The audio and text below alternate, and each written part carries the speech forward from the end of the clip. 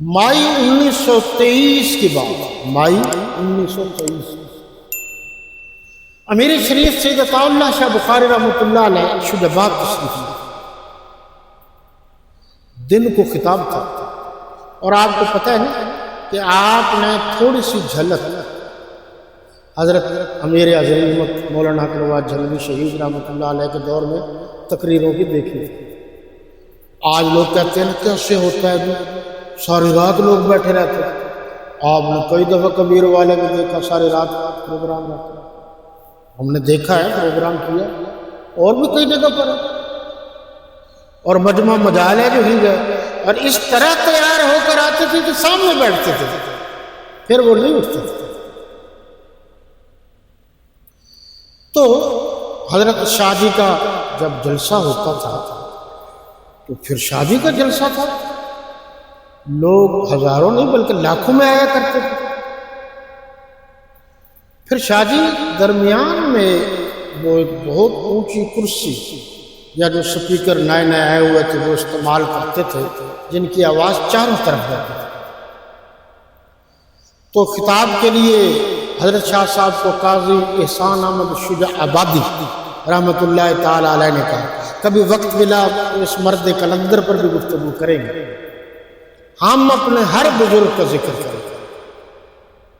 انہوں نے کہا شاہ جی وقت قریب ہے، تو انہوں نے کہا قاضی صاحب پان نہیں کھلاؤ گے؟ تو قاضی صاحب نے، وہ آدمی تھا اس کا نام تھا حاجی نور محمد، اس کو قاضی احسان احمد شجاع آبادی رحمۃ اللہ تعالی علیہ نے کہا کہ پان لے۔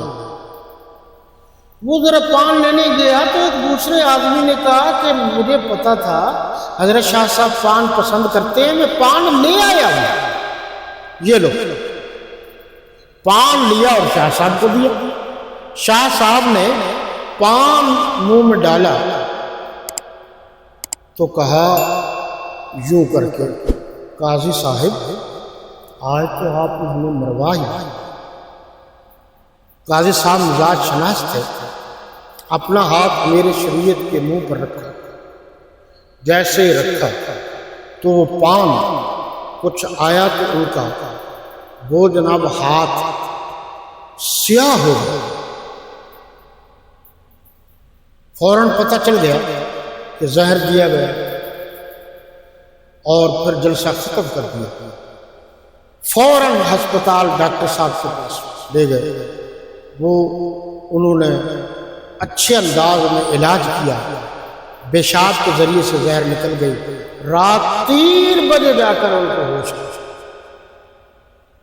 تو جناب اچھا یہاں یہ بات بھی بتا دوں کہ مرثی عطا اللہ شاہ بخاری رحمۃ اللہ تعالی علیہ، جن کے ابھی ان کے ایک بیٹے سید عطا المحسن شاہ بخاری رحمۃ اللہ تعالی علیہ، 4 بیٹے تھے، چاروں اس دنیا سے چلے گئے۔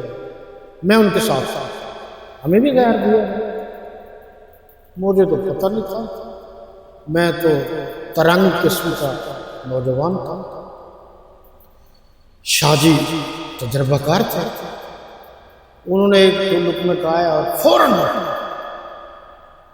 پھینک دو منہ میں، جو ہے خود بھی پھینک دیا۔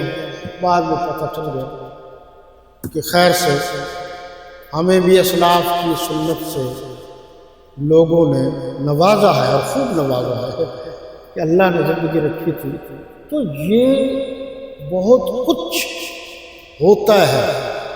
اللہ جب بچانے پر آئے تو کوئی نہیں مار سکتا۔ اب ذرا درس والی بات اگر ذہن میں رہ جائے، اگر یہ سارے کام جادو ٹونے سے ہوتے تو پھر زہر دینے کی کیا ضرورت ہے؟